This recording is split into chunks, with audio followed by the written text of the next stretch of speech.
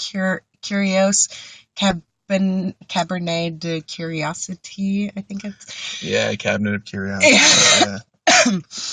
And it was really, really fun. It was. It was super cool. Yeah, it was Yeah. your first Cirque du Soleil show. That's true. I've Yeah. never seen one before, and I'm glad this was the first. Yeah. It was definitely the experience worth seeing again and going to see their other stuff. And yeah. Yeah. Yeah. It's sad that I haven't gotten there sooner, you know? Yeah. Well, it happens to the best of us. Right. So just for purely reference, what kind of circus shows have you gone to see? Okay, so I have seen Barnum and Bailey when they came to town a long time ago. A few of the local shows. Of course, that's your fault. Yes, I've taken him to various different burlesque and vaudeville shows around town. And there are plenty. Yeah. Plenty yeah. Yep. But this was definitely on a different level, like just production value and skill and like storytelling and just pacing. It was just definitely like next level, something I'd never seen before. Yeah. Yeah. It also definitely helps that they have like a tent, because this was in a tent. Yeah, it was super cool. Yeah. So with that, they can like put up all kinds of rigging and whatever they need. Mm-hmm. So for reference for me, this is definitely not my first Cirque du Soleil show. I did a little live stream earlier where I kind of talked about that. So if you want to check that out on my YouTube channel, you can definitely do that. It's Belinda Rose. That's the YouTube channel. And I share my collection of programs. So as far as the other shows that I've seen, it was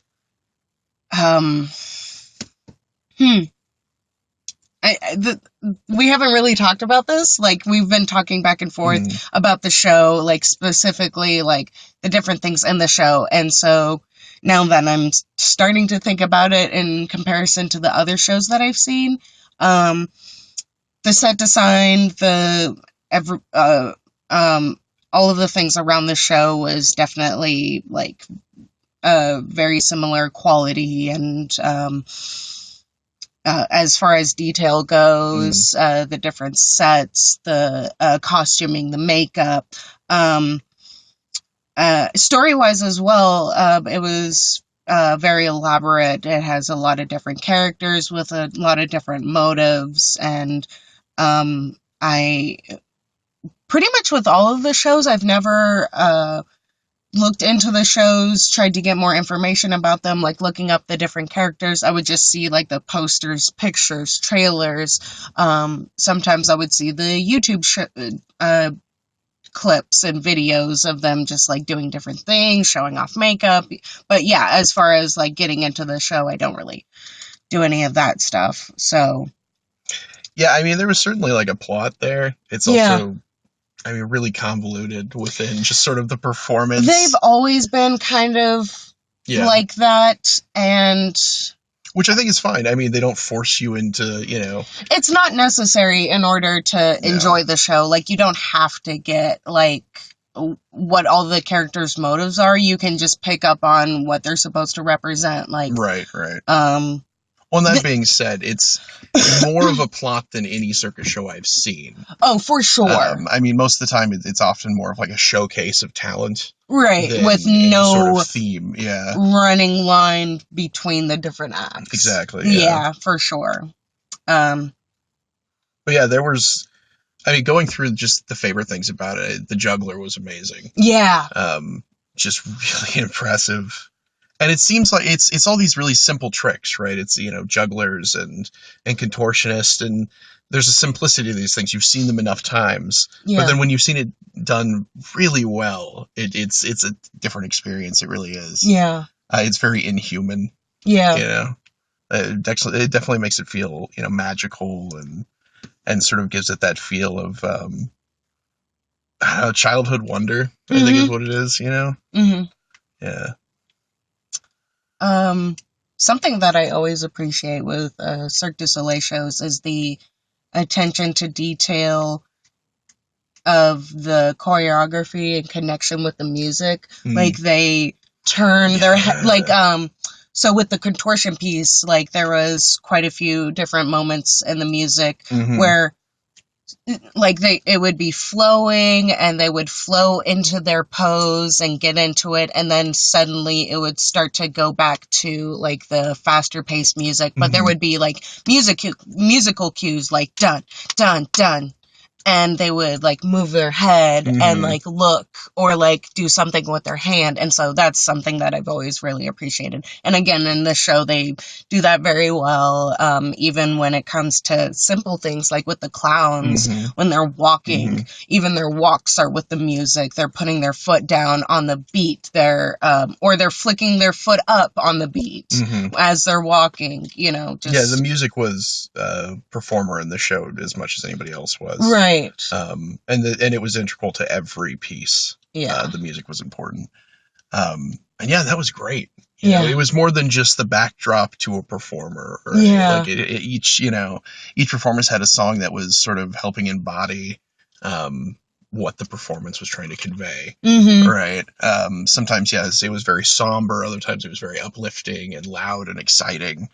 The show definitely has this sense of chaos that the music sort of had as well, Mm-hmm. right? Which I thought was cool. I made it all fit a really good theme together. Yeah. Yeah.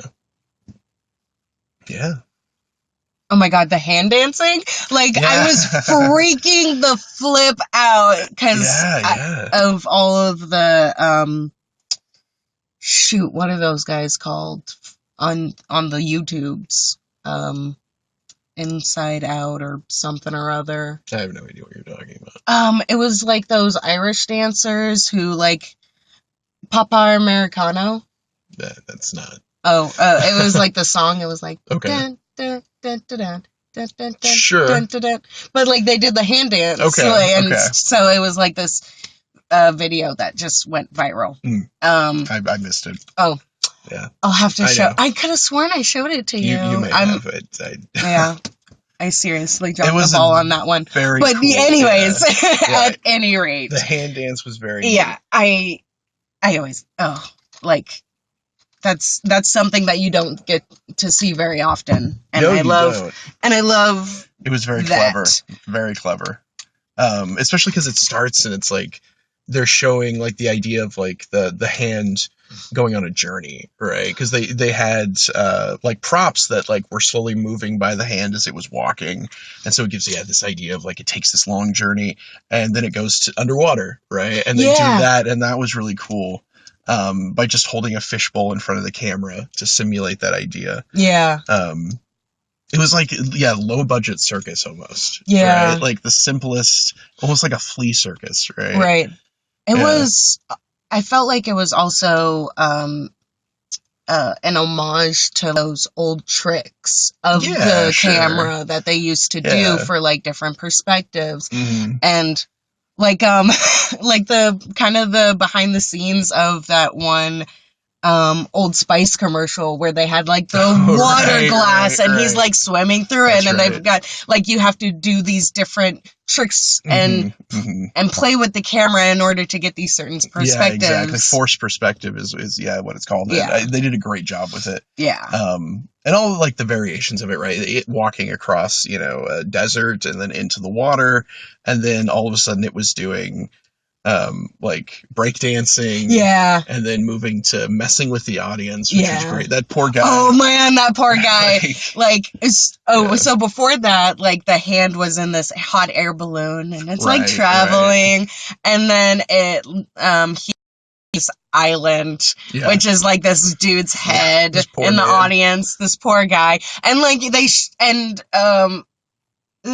we so this hand is going on this journey, and like there's this camera that's filming this hand going on this journey, and the camera is projecting the image onto this hot air balloon so that everybody can see it in the audience, because from where we were sitting there was no way we were going to Yeah, be able to see what was going on stage, and even then it would have kind of ruined the perspective that the camera was getting that you could see in yeah. the hot air balloon. So you're seeing on this hot air balloon um this hand traveling, and then you see this guy's face, and then the hand lands on his head, and so you see his face with his hand on his head, and you can see this other girl's face, the right next to him, like his wife or friend, whoever. And his horse, who has been traveling with him this whole time, which is also a hand, is on her head, and they're both like beckoning each other to get on the other person's head. It was great. Like they held it on them for a while too, to make it as awkward as possible. Yeah. And like it was a good 45 seconds of just silence, nobody moving, and just the man staring into the camera, trying to figure out what to do. And every so often kind of looking around like, what? Right. Just smile, you'll get through it. Right. Yeah. Yeah, it was funny. It was definitely the one of the lighter hearted bits. Yeah. The bicycle bit. Oh, was man. Amazing. Like that was a super unique aerial bit. Like, and we were talking about how like she wasn't doing anything that was particularly like she wasn't doing drops. Yeah, she wasn't doing these insane things. Like, she was doing all things I've seen flips you do. and stuff. Yeah. It was all stuff I've seen you do before, just in a different apparatus. Right. Like I do it on a hoop, like a circle, and she was doing it on a bicycle in the middle of the air, which was really, really cool. Like if you could see from a closer perspective, you can see like some spokes missing from the bicycles, and then from the wheels, and then she like puts her leg through the wheel and is like hanging by one knee and like and doing all kinds of stuff. And it had like a bar in the middle of the bicycle, and when she flipped it upside down, that turns into a trapeze bar. And so she was able to do like a lot of really cool and interesting things with it. And well, just the simplicity of the bike hanging upside down by the wheels, and then her sitting on the bike as if it was upright, and her just cycling around the auditorium. It was so simple, yet it looked so cool. Yeah. And she was a messenger, and at the end of her bit, she drops a letter. Right, and so she, messenger on a bike. Right? I like that. That was very cool, and it's an homage to like the time period that it's supposed to take place in. It was super sweet, and she had like this super cute little messenger outfit, and she had like this bright smile on her, and just very, It was very cool. Yeah. And like the different clowns were really cool. This one clown, he is definitely my favorite. He had like these pants, which at first I kept saying like accordion. It's like an accordion. But like the more I looked at it and the more I thought about it, it was like, no, it's like the boxy kind of like scrunched up like old-fashioned camera where they would like zoom out and in. That's exactly with like the fire, kind of. Well, they were using that method where, it would like extend out. I don't know what that's called. I'm assuming it's called it's an accordion of some kind. Yeah, like an accordion camera or something like terminology. That. Yeah. But that was super cool, and it looked good. Like the way that he could crouch in it made it look as if he was shrinking and gaining height. And that looked super cool. And his hat did the same thing. It was an accordion as well. And like his legs looked like slinkies when he walked, like extending and contracting, and that was really neat. Yeah, they did a good job with like the what are the clowns, right? Yeah. Because I mean, normally that bothers me quite a bit. But like they were all very likable. I mean, some of the clowns were just like robots. They're also more, I guess, like for lack of a better term, human-esque, because they have like flesh-colored faces, like it's more of makeup than like a mask. Yes. Well, and it was that focus in the difference of like, I mean, they were all very human-esque, but they all had like these very robotic pieces, right? Or industrial pieces, right? Yeah. The girl with the antenna dress, the man with the accordion legs, the three different robots that we saw. Yeah. Right. Each one very human, right? But several parts replaced. I think that was sort of a theme, which I liked. The man who had the giant vault bank thing on his chest. Like, it was You sort of know, like, it really gave me like some Wizard of Oz yeah, vibes. yeah, Like, not the Wizard of Oz, it's like Return to Oz. That's what it is. sure, yeah. Yeah. Yeah, Yeah, it he was was super really cool. cool. And yeah, he's running around with this giant thing, and then all of a sudden this woman pops out of it, right? And you realize, yeah, somebody's in there, which was super cool. Yeah. Um, I really want to go through like that program and the program from like I think it's Corteo, because she mm, reminds me a lot of there was like a similar uh you know character. character, yeah, Yeah. and so I'm curious if that's the same woman. Yeah, it might be. Yeah. I don't know. I wouldn't be surprised. Um, there's so many good bits. The bit, the net bit, I'm assuming it's some sort of acrobatic piece. I don't know what that's Yeah. called, right? Yeah. But that was fantastic. It starts out with, yeah, this group of fishermen, right? And then once they get onto the net and they're using it sort of like a trampoline, they all disrobe from their fisherman gear and they're all fish, right? Stuck in a net. And that was very cool. Yeah. Very, They're very flipping and scary. flopping in like a net. Like, that was one of those bits where, like, that could have gone horribly wrong. They're not attached to anything, right? Yeah. Like, I think it was just my perspective of it because I could only see it from one angle. Especially when the guy was being caught by his foot, by one foot, and then like you can see, so like there's like the main guy, he's like on this ladder way high up above, and one of the fish is flopping and jumping, and he gets caught by one foot by the guy in the ladder, and like then the ladder comes down and you can kind of see like the guy slipping. He's holding and on then just barely, yeah. when he comes down and they're like jumping, you can see his shoe like flopping, and then like at some point they like replaced his shoe because like it stopped flopping at some point. I missed that or completely. he fixed it. Yeah, either or something happened, because it was all fine, yeah. But that was a really close call, yeah. Close, super close. No, it was an amazing sequence. Like, that was a lot of fun. And it was sort of ridiculous and silly because they were all acting like fish. Yeah, right? just flopping about. Flip-flopping around. So it was weird because there's definitely like this industrial theme to the whole show. Mm-hmm. But there was also a lot of like underwater themes to the show. Yeah. Like, there was a contortion piece with like eels. And there was the fisherman and the net. The hand underwater. Yeah. Right. So there was multiple themes here.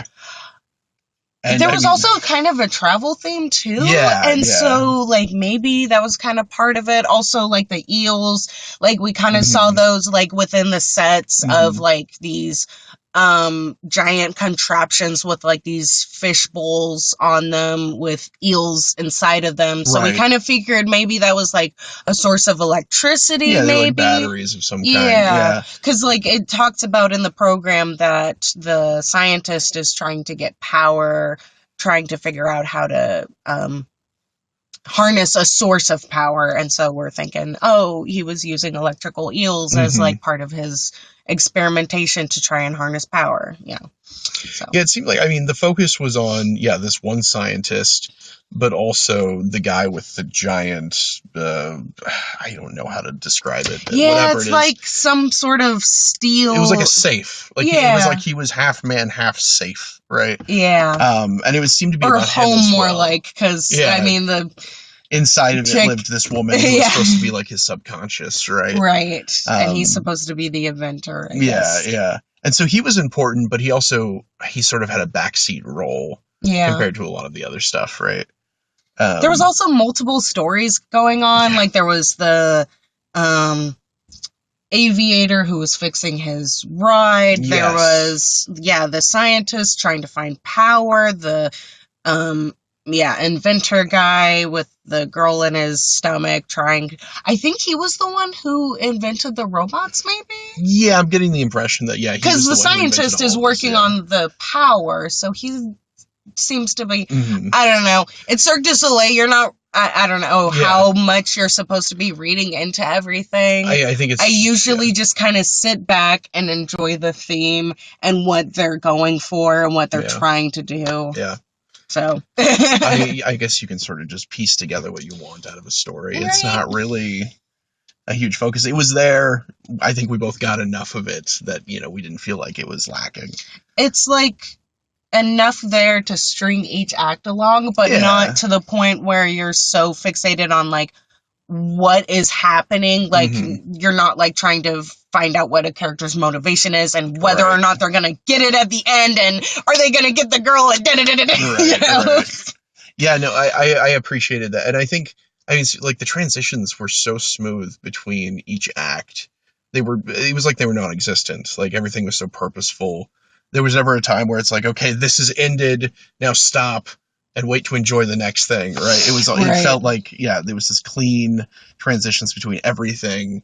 Um, yeah, like even the little sequences where a few people just came out and messed around for 2 minutes as they switched the sets was fun. It was cool to watch. Yeah. Um, and I think that was something I haven't seen in like local shows, right? Oh yeah. Oftentimes it's, the Due ringmaster to comes up. budget constraints, like, Yeah. and because we have, hosts and Right. And the MCs structures of how we and do things here. Yeah. Um, I don't know. Their method for it is great. And I would love to see that more often, right? yeah.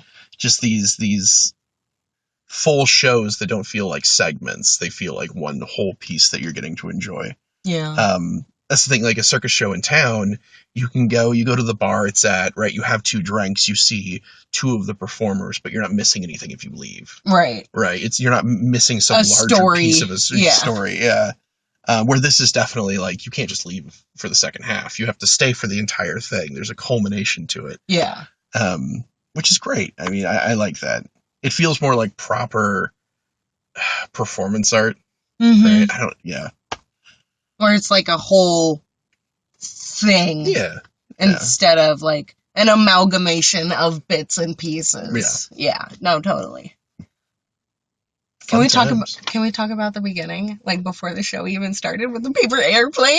Oh yeah, just that guy. He was just some. Like, it was just some person. Yeah. I think they were like part of like just like the backstage crew. Yeah, like he was just crew. pulling wires, but like, at the beginning of the show he has to get into his place, and so by getting into his place, he draws attention, so he's kind of part of the show, so he's got to do something. So he gets up there and he's just sitting there like making some paper airplanes, and he throws one and it's like flying down, and it pokes this girl who's like on her phone, like just right in the side, and then she's like, yeah, she seemed to like, she had that immediate like look on her face, like, I don't want to be the butt of a joke. Right? Yeah, she definitely. Got, mean mugged around for a second and then went back to her business. And it was great because she was sort of oblivious enough that like, there was 100 people there laughing at her. Yeah. She didn't really notice. I think it was the best you could get out of that situation. Yeah.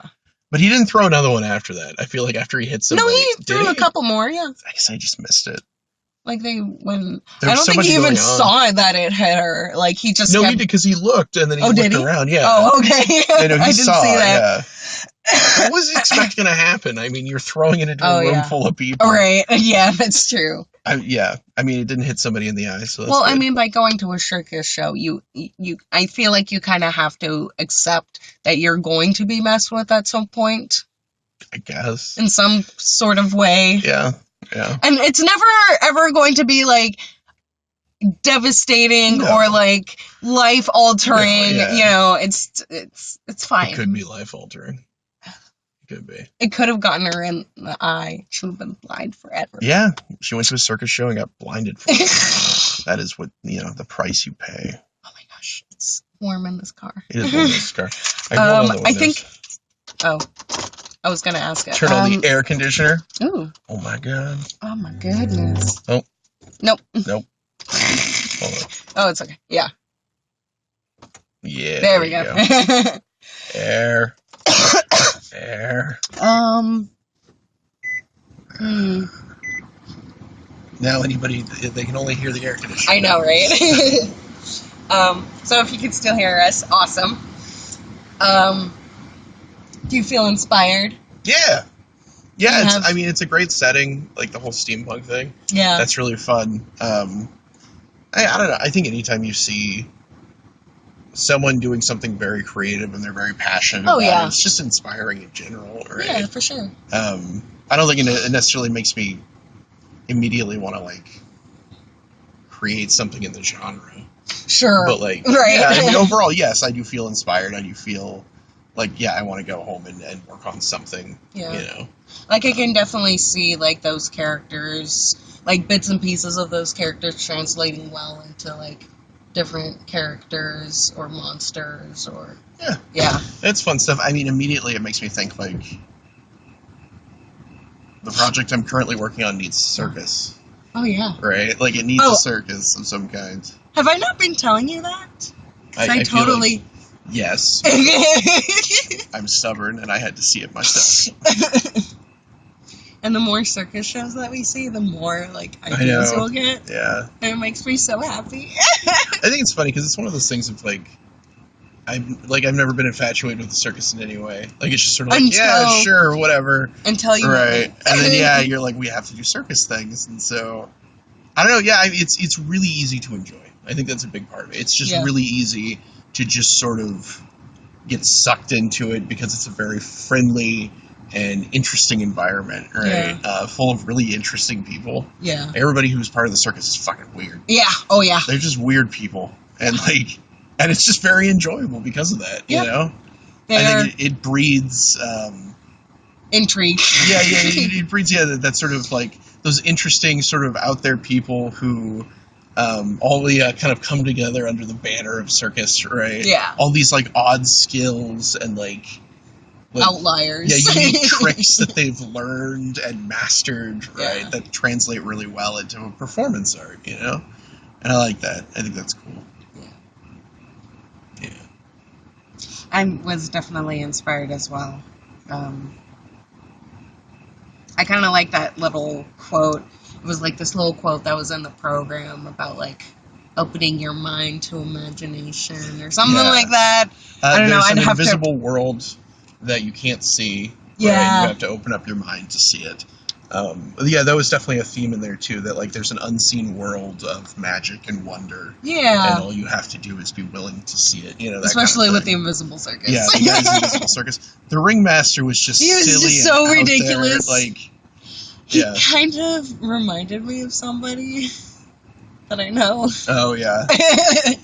Like, just, like, in stature and, like... Sure. The clothes, maybe. Yeah, I mean, like, yeah, his bits were funny and out there and silly. Very, yeah. He was definitely the silliest part of the show. Yeah. Right? His whole cat bit was amazing. Yeah, his cat bit was... Like, he had this girl on stage, and he was trying to woo her. Yeah, this poor girl trying to get as far away from him on the sofa as possible, because there's, like, this sofa chair in the middle of the stage, and he goes off, comes back as a bird, is like, gah, gah, and then, like, ducks down behind the sofa, and you see these feathers fly out. Well, we can see him, like, behind the sofa because of the perspective that we're in, and then we can see him, like, just, like, start to come out. I'm like, oh, no. Oh, God, no. Oh, no! This poor woman! Yeah. Like, I can just, like, all of those different things that he was, like, preparing for, I could see it, and all I could feel was just remorse for this poor woman. Well, and the whole thing, like, it was immediately suggestive as soon as he chose this woman and then brought her on stage and sort of, like, waved at her boyfriend or whoever she was with. Right. And then, like, it was, this whole thing was suggestive. So I'm assuming it was made super uncomfortable for her, right? So it helped the bit along. Yeah. Right? Because the whole idea was that he was incompetent. Yeah. Right? Like, he didn't really know what he was doing. It was all sort of this, silly bit about this guy who was also a bird, who was also a cat. Yeah. Yeah. Yeah, that was weird. Or maybe, like, he was being his cat? Because then he comes back with the drinks. Right, or he jumps back and forth between the personas. Yeah. And so, that was, like, Because at the beginning of the sequence, he pantomimes pushing the cat off the seat that they're going to be on, right? And then some cat sound effects happen, right? So, the cat's supposed to be there, right? Yeah. Yeah. It was a very interesting show. It was. A lot of fun. The tent that they put up is amazing. Oh yeah, every time I see the tent, it's so exciting. It looks it's like a giant present that you're waiting to open. Yeah, no, it's what I imagine, like, maybe not striped like it is, but like that type of tent, like this giant structure. Oh yeah, like the cone, or like the concave, kind of peak. Yeah. Like it was all very comes cool. in as opposed to like just a straight line and like yeah. No, it was very cool. It was like a palace almost. Oh yeah. Yeah. Or like a tent palace where inside it would be like all these different rugs. And right. Like it was like an Arabian prince from like the 1600s or something. Yeah. Some spice trader who's yeah, totally. With like the hookah and everything. The pillows and Yeah, it was super cool. Yeah. And like there was that bit, and I don't really know how to describe it. It was sort of a synchronized acrobatics performance with like the towers. Yeah, with the towers. Right? Yeah, they were doing the flips, and I don't really know what that was called. Amazing. Partner acro is usually what I kind of call it. Another name that it goes under is like adagio. I don't know. Adagio, huh? Yeah, like, which is weird because like it means something different in ballet, but it means kind of like human partner. Yeah, like that sort of thing. That was really cool too. Yeah. Oh, that was amazing. I haven't seen very much partner acrobatics where they are like using themselves as the trampoline. Yeah. Where they're like jumping on their hands, like usually they'll like, kind of like with cheerleaders, like they step up and like say, huh, and lift them up and then catch them. They're not like jumping or like launching them and like. When it gave them this like weightless look as they were leaping through the air. Because it would be, two especially partners. when they were jumping off the stage. Exactly. And it was cool to see, like, they would jump from, two people pushing them on the ground, and then they would land on top of two others who are stacked, on each other. So to make like a 3 high or a 4 high. Oh, man. Yeah, the finale was the 4, and that was amazing. Yeah. That was scary. Super scary, because like, you could see the guy at the very bottom. He was, like, looking up and, like, backing up, and there's, like, a guy behind him, a bunch of spotters around, of course. Yeah, guy on the ground has the worst job. He does. Like immediately. Well, not the worst job, the most important job. Yeah. The most crucial job. Well, especially when they were doing the 4 of them. Like as soon as the 4th person got on top, like you can just see him. He's just backing up, trying not to fall over. Right. Oh yeah. And he backs almost to the end of the stage before he sort of catches himself. Yeah, that was a great sequence. Yeah, it was. It was the synchronized dance they did in between it was really sort of I don't know, it was just kind of funny and basic. Front, back, side, front. Yeah. Like kind like, of and like the like these are clearly acrobats and not dancers. Right. And like that's a running kind of thing through there's only so much crossover. There's only so much floor material that you can learn while also focus, because they're practicing so much on those tricks and the actual choreography and the stuff that they're doing, that like the dance numbers are just we just gotta move, just move, simple. Just do something, and it works. Something, anything, in between those moments of they have insane their little, acrobatics, their little finger guns. Yeah. Always love my finger guns. I'm trying to think. God, I think we've been through almost every single one of the. Yeah. I mean, there was the eels, which was the contortionist bit. Yeah. Which was fantastic. Which is, it was beautiful. What's interesting is in the program.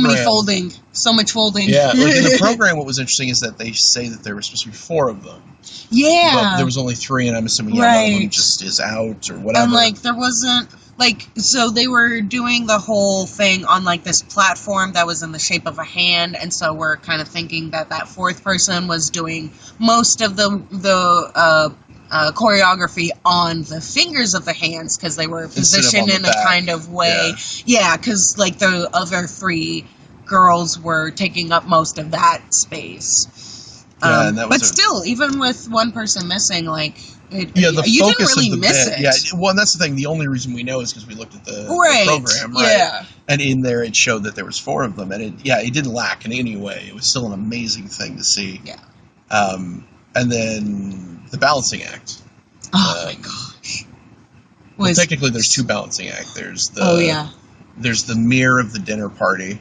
Right. With the chairs, which I guess is a balancing act. I mean, kind of. And then there's hand balancing, and then there's the like cylinder plank kind of balancing. He used a like, ball at first, too. Yeah, he used a ball at first, and then he moved on to, like, he didn't even really do, like, a one cylinder in the platform. Like, it was always, like, multiple cylinders. Yeah, he'd stack, like 12 things up, and it was... So they're, like, facing in different directions, because you gotta stack them all up. So he's, like, balancing on a horizontal plane and vertical plane, and, like, kind of shifting, so like on a Z plane or something, crazy. Like on all axes. Yeah, no, it was definitely like that and the bit with the net were definitely the most exhilarating, sort of technically exhilarating, like just the technical skill and strength and stamina. Because not only is he balancing, he's swinging back and forth on this platform that too. While he's doing it. Yeah, like just...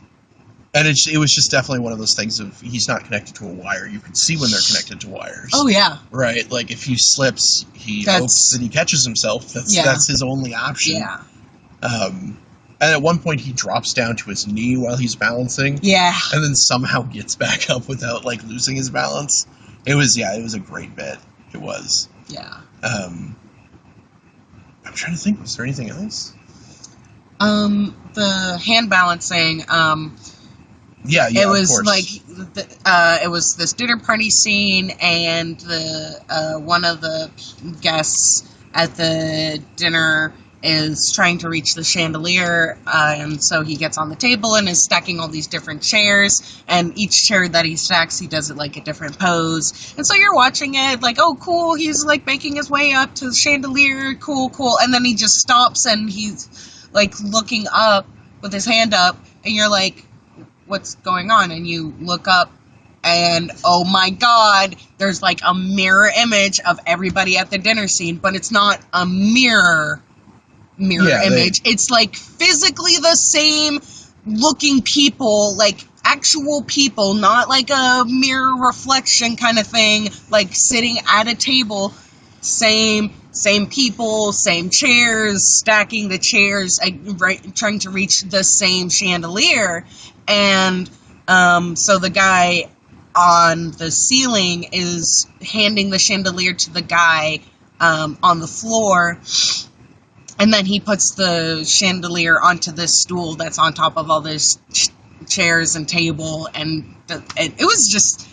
That was just amazing. Yeah. It was a very clever use of, like, the lighting of the room, right? Because it focuses on the people on the ground, and he's slowly building his tower of chairs. And then as soon as he looks up, the lighting immediately focuses to what he's looking at, right? And you see the entire dinner party with the whole new cast of people dressed the same, right? They're all hanging upside down, and this all happened and you just didn't notice. No. Right? They all came down, they all got into position, but you were so fixated on what they wanted you to see. Yeah. Right? And I thought that was really clever. Yeah. Right? That was an awesome sequence. Everybody in the audience, like, gasped, right? Yeah. Everybody. Yeah, it was really cool. Like, I almost was like, TF. TF. The F. Right. Oh, totally. Man. But yeah, that's another thing that I've always really appreciated about Cirque du Soleil is, like, the magical sleight of the eye kind of tricks that they play to make the whole thing feel complete. Yeah. Like, there's no spaces. there's no dead space. You're never looking at dead space. Yeah. Well, they're definitely doing that, like, you know, abusing the cognitive blind spots, Yeah. right? Forcing you to focus on certain things so you just ignore Yeah. the stuff that makes it magical, right? It definitely makes Tricking me you, right? think of magic tricks, like Yeah, the sleight exactly. of, So very similar to, like like magicians. redirecting attention, Mhm. focus. Yeah. Yeah, a lot of stuff was utilized to make the show work. Yeah. And it seemed to have been done well. That's the thing, I don't really have anything else to compare it to because it's so unique. Right. But, like, on its own, it was... I would consider it to be pretty amazing, Yeah. right? Yeah. 10 out of 10 would recommend. Right. Yeah. Stamp of approval. All right. Nick approved. Indeed. Well, I should probably be getting some sleep. I know, it's past midnight. Oh man, Late circus. Midnight reviews. So thank you everybody so much for being here. Yeah. Oh my gosh, I Hello to wasn't those even. people. I know. Look at the people. Hello to the people. Hello. And yeah. Yeah. I'll see you around. Still working on that unbagging video. Yeah. Still working on it. Yeah, I'm sitting on that footage. I'm sitting hard on that footage. Hopefully that'll be up tomorrow. Hopefully. Sorry, I'm Awesome. not good at making promises. All right, good night, everybody. Bye.